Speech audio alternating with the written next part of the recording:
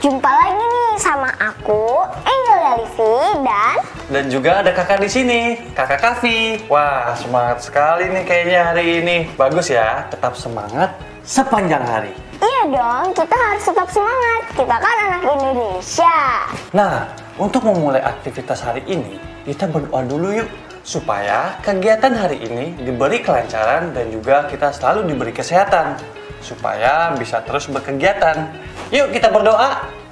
Wah, Ade udah pakai baju seragam sekolah nih. Tandanya sudah siap untuk menambah ilmu di hari ini. Iya dong, Ade udah siap. Teman-teman di rumah juga udah siap kan?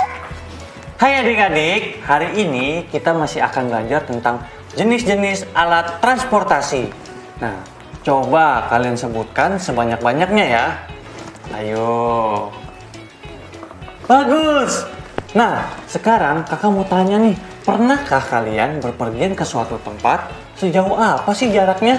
Dan alat transportasi apa yang kalian gunakan? Ayo, siapkan buku kerja kalian. Sekarang kita menjawab pertanyaan dari kakakku ya. Oh iya, adik-adik, kakak ingatkan pada akhir minggu ini, kita akan ada proyek akhir minggu loh. Dan ini dia. Apa ini? Yap, betul.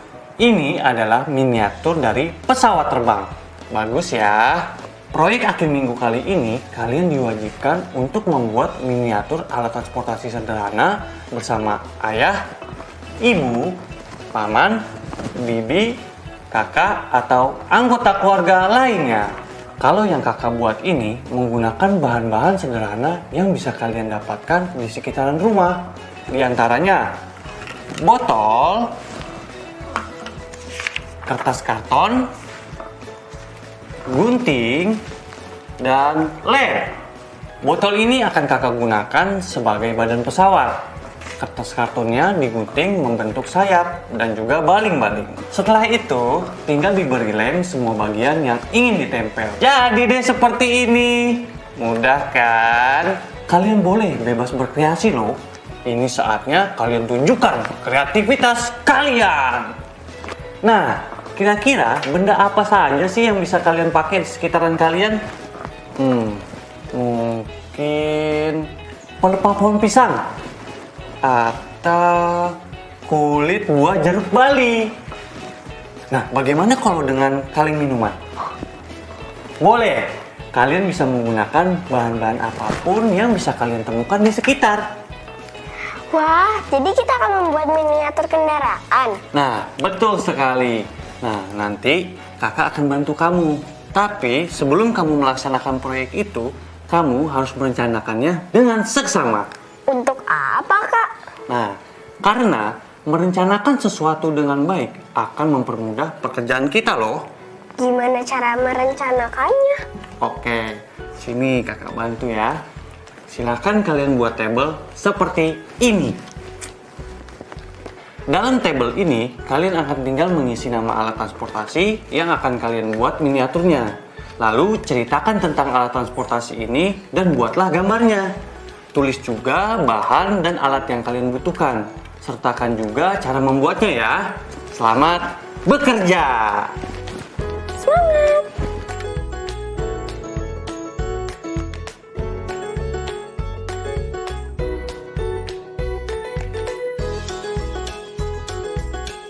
Ayo, kamu lagi ngapain nih? Ya ampun, kakak ganggu aja sih. Lagian kamu lagi ngelamun apa sih? Bukannya lamun, Kak. Aku tuh lagi bayangin gimana ya rasanya bisa terbang tinggi kayak burung. Tuh, pas banget ada burung yang terbang. Oh iya tuh. Andai aja aku bisa terbang tinggi kayak burung-burung itu. Pasti seru. Nah, Pas banget kalau kayak gitu. Apa yang kamu hayalkan itu sama dengan seperti apa yang kakak baca. Masa sih Kak? Iya. Nah, makanya dari itu kamu harus baca nih buku ini. Tapi gimana caranya pesawat bisa terbang Kak? Nah, itu dia. Di dalam buku ini itu banyak isinya yang menarik. Kamu bisa tahu dari situ. Oh iya, menarik banget Kak. Ya udah, Ade pinjam dulu ya bukunya. Ade mau baca bukunya. Oke, siap. Nah, adik-adik di rumah, kalian juga harus terbiasa dengan membaca loh. Sebisa mungkin kita harus meluangkan waktu untuk membaca. Membaca itu bisa di mana saja, baik menggunakan buku cetak maupun buku elektronik. Karena membaca adalah jendela dunia. Gimana? Sudah selesai belum membacanya? Udah dong Kak. Nah, jadi apa aja sih yang kamu dapat dari buku itu? Wah, banyak banget Kak yang Ade baru tahu. Nah, kalau begitu, coba jelaskan kepada kakak dan adik-adik di rumah apa aja ilmu-ilmu yang kamu dapat dari situ. Nah, dari buku yang aku baca, ternyata manusia juga bisa terbang, walaupun tidak seperti burung. Tapi kita bisa terbang ke kota manapun dengan menggunakan pesawat terbang. Ini penemuan manusia yang hebat. Betul sekali. Dengan mesin hebat ini, kita bisa mengalami asiknya terbang seperti sekarang. Kakak, lihat tuh ada burung. Wah, luar biasa ya. Terbang. Burung adalah hewan yang hidup di udara dan tidak memerlukan mesin untuk terbang loh adik-adik. Umumnya, sayap burung lebih besar daripada badannya. Sayapnya yang sangat ringan sehingga membuatnya mudah terbang. Iya, sama seperti burung. Pesawat terbang juga memiliki dua sayap pada dua sisinya yang berfungsi untuk membantunya terbang. Bentuknya pun sama, melengkung di atas dan datar di bawah. Ini yang membuat pesawat bisa terbang walaupun berat dan besar. Bedanya, burung mengepakkan sayapnya untuk terbang agar bisa terangkat oleh angin, dan sedangkan pesawat terbang menghasilkan angin dari mesin. Lalu angin pun mengalir ke bawah badan pesawat. Oh iya Kak, teman-teman di rumah tahu nggak bahwa mesin pesawat itu kuat seperti otak pesawat? Betul sekali itu. Hal itu serupa dengan otak burung yang berfungsi menggerakkan instingnya untuk terbang. Sementara mesin pesawat bisa membuat pesawat lepas landas dan juga terbang. Mesin itu membakar bahan bakar dan melepaskan gas panas dengan kecepatan tinggi yang mendorong pesawat bergerak maju. Tapi Kak, kenapa kendaraan lainnya bisa berjalan maju tapi tidak bisa terbang seperti pesawat? Itu karena angin yang berasal dari mesin pesawat mengalir di atas dan di bawah sayap, mengangkat pesawat ke atas dan menjaganya agar tetap terbang. Pesawat juga memiliki ekor seperti burung agar seimbang dan bisa mengubah arah. Pesawat terbang harus memiliki jalan yang panjang untuk lepas landas dan mendarat. Jalan yang panjang ini bernama landasan. Pesawat harus dengan kecepatan tinggi. Landasan adalah bagian penting dari bandara. Panjang landasan perlu dirancang agar memberikan cukup waktu untuk meningkatkan kecepatannya sehingga bisa terangkat dan terbang. Betul sekali. Adik-adik di rumah perlu kalian ketahui nih, pesawat terbang itu tahu loh kemana arah terbang karena dikendalikan pilot dari sebuah ruang yang ada di depan pesawat yang disebut kokpit. Dari kokpit, pilot menghubungi bandara udara melalui peralatan yang serba canggih. Sama seperti ada polisi yang mengatur lalu lintas di jalan. Ada juga yang mengatur lalu lintas di udara, sehingga pilot tahu kapan dan kemana harus mengarahkan pesawat dan kapan waktunya untuk terbang dan mendarat. Satu lagi Kak, pesawat terbang itu serupa dengan burung raksasa. Tidak hanya bentuknya, tapi juga bisa membuat kita terbang, walau beda caranya. Sepertinya kalau nanti Ade udah besar, Ade mau jadi pilot nih. Amin, semoga tercapai ya. Aku juga baca Kak, kalau ternyata pesawat terbang pertama kali milik India yang bernama Harlow terbang pertama kali pada bulan Juli 1941. Oh iya. Ya Kak, izin terbangnya diberikan kepada JRD Tata pada bulan Februari 1929 oleh klub Aerial India dan Myanmar. Kamu dengan membaca bisa banyak dapat ilmu ya.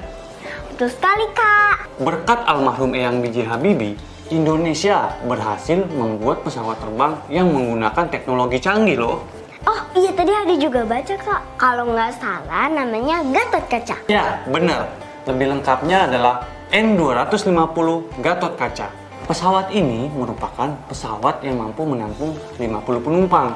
Dan pesawat pertama yang di dunia menggunakan teknologi fly-by-wire yang terbilang rumit dan memiliki kecepatan 610 km per jam. Wah, hebatnya yang B.J. Habibie. Yap, super hebat. Oh iya, Adik tahu tidak? Di sekitar awal tahun 2020, ada Serikandi Indonesia yang menjadi pilot pesawat tempur pertama di TNI Angkatan Udara. Oh ya? Siapa? Ya, beliau adalah Letnan 2 Penerbang Ajeng Tresna Dwi Wijaya yang merupakan pilot pesawat tempur pertama TNI AU. Siap, Kak. Aku jadi tambah semangat nih. Karena aku terinspirasi tidak hanya dari pilot Sarla, tapi juga dari pilot Lulu dan pilot Ajeng. Walaupun mereka perempuan, tapi punya prestasi yang hebat. Nah, untuk itu, adik dan juga adik-adik di rumah harus tetap semangat mengejar cita-citamu ya. Semangat! Semangat!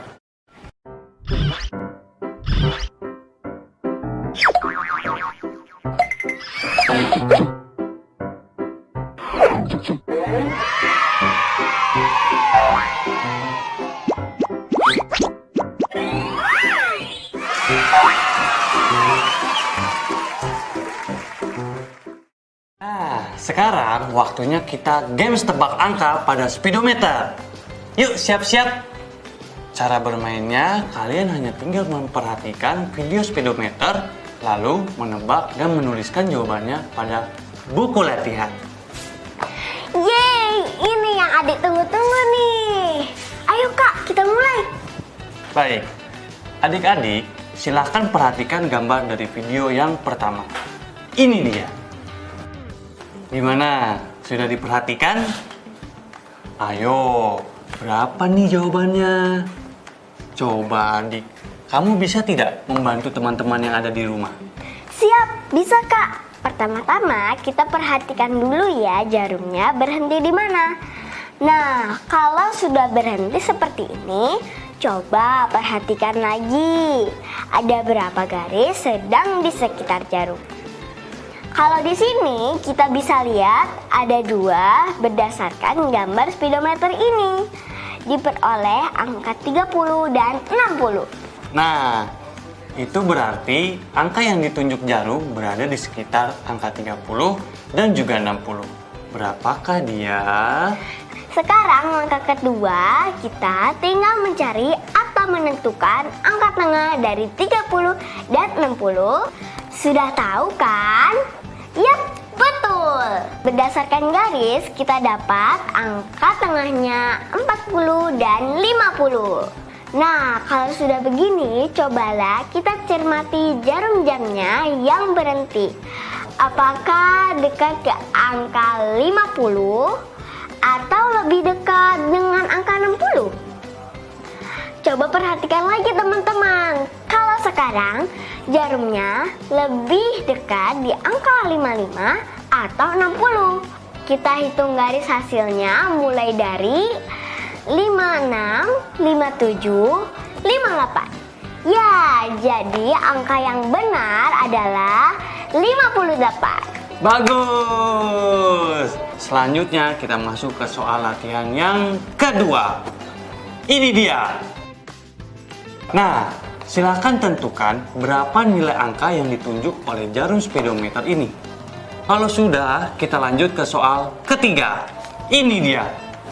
Silakan diperhatikan ya gambarnya. Nah, sudah berhenti nih jarumnya. Tentukanlah angka yang ditunjuk jarum. Tidak perlu ragu ya. Dan jangan takut salah. Nah, jika masih mengalami kesulitan, mintalah bantuan ayah, ibu, kakak, atau siapapun yang ada di lingkungan rumah yang paham dengan materi ini. Apakah kalian sudah selesai menjawabnya? Baik, sudah. Saatnya kita beralih ke materi selanjutnya. Jangan kemana-mana ya. Aduh, tadi tanjakannya tinggi banget, Kak. Lagian kenapa sih kakak ngajak aku ke sini? Aku sampai ngos-ngosan loh. Itu dia deh. Hai adik-adik di rumah, sekarang kita akan membahas nih soal tanjakan dan turunan ya. Yuk ikuti kita. Tanjakan dan turunan? Iya, pernahkah kalian melewati jalan yang menanjak? Seperti kakak dan adik barusan? Nah, bagaimana sih rasanya melewati jalan menanjak? Dan bagaimana perasaanmu melewati jalan yang menurun? Jalan menanjak dan turunan sering kita lihat di sekitar kita. Di manakah kalian pernah melihatnya? Di daerah perbukitan dan jalan tinggi, Kak. Nah, betul sekali. Kakak mau tanya nih, pernahkah kalian melewati tanjakan atau turunan menggunakan kendaraan seperti sepeda, motor, mobil, atau alat transportasi lainnya? Pasti pernah kan, teman? Tanjakan ataupun turunan berkaitan erat dengan sudut yang dibentuk loh. Seperti gambar ilustrasi berikut ini. Di antara dua gambar ini, jalan manakah yang menurut kalian paling berbahaya? Silahkan dijawab ya. Ayo Dik, kita lanjut lagi. Oke. Wah, apa tuh, Kak? Kita mau belajar apa lagi, Kak? Nah, sekarang ini saatnya kita bereksplorasi. Pada gulungan karton ini, kakak punya 3 gambar yang tanjakannya berbeda-beda bentuk. Ini bisa juga disebut turunan ya, tergantung arahnya ke atas atau ke bawah. Coba lihat, Kak, coba lihat. Aku mau lihat. Lihatlah dengan baik-baik ya adik-adik. Ini adalah tanjakan yang pertama. Ini yang kedua. Dan ini yang ketiga. Iya, Kak, paham. Teman-teman di rumah sudah mengerti kan? Wah, ketiganya membentuk sudut dan ada sisi miringnya. Nah, sisi miringnya ini kita akan anggap bagian jalanan ya. Paham? Iya, Kak, paham. Teman-teman di rumah sudah paham kan? Ketiga tanjakan ini memiliki sudut dan ada sisi miringnya. Kalau begitu, kakak lanjut ya. Sekarang kakak mau dong kalian menjawab beberapa pertanyaan berikut. Siap? Siap! Ayo, teman-teman di rumah sudah siap kan? Dan juga sudah menyiapkan buku latihannya kan? Baiklah, kita mulai ya. Pertama-tama, kita ukur dulu nih sudut ketiga tanjakan ini. Ini tanjakan yang ke-1, ini tanjakan yang kedua, dan yang ini tanjakan yang ketiga. Gimana? Apakah sudah diukur? Berapakah sudut tanjakan ke-1, 2, dan ketiga? Ayo, langsung dijawab ya. Iya, Kak. Ade ukur dulu ya, Kak. Sudahkah? Kita lanjut ya. Pertanyaan kedua. Menurut kalian, manakah tanjakan yang paling berbahaya dan mengapa? Yang mana ya? Jawab aja deh. Nggak usah ragu-ragu gitu dong. Oke, Kak. Teman-teman di rumah juga sudah kan? Lanjut pertanyaan ketiga ya. Dari ketiga gambar tersebut, manakah tanjakan yang memiliki jarak paling jauh? Ade tahu. Apa tuh? Nah, yang di rumah jangan mau kalah dong sama adik ini. Kalau sudah menjawab, kakak lanjut ke pertanyaan keempat ya. Dengarkan dengan baik-baik. Jika kamu melewati jalan tersebut dengan menggunakan sepeda, jalan manakah yang menghabiskan energi paling besar? Perhatikan kakak ya, agar lebih mudah untuk menjawab.